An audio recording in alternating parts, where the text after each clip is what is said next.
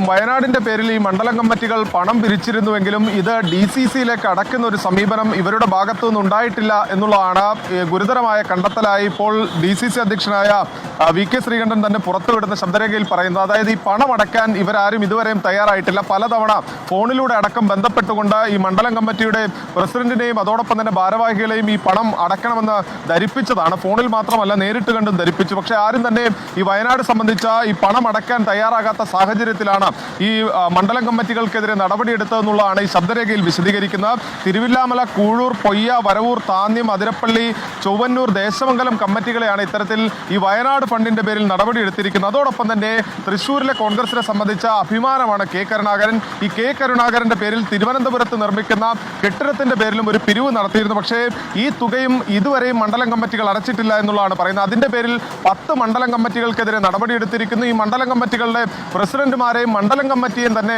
Suspend ചെയ്യുന്ന നടപടിയിലേക്കാണ് ഇപ്പോൾ DCC president കടന്നിരിക്കുന്നത്. അതിന് ശബ്ദരേഖ ഔദ്യോഗികമായി തന്നെ ഈ ഗ്രൂപ്പിൽ പങ്കുവച്ച ശബ്ദരേഖയാണ് ഇപ്പോൾ നമ്മൾ പുറത്തുവിട്ടിരിക്കുന്നത്. 2 ദിവസത്തിനകം രേഖാ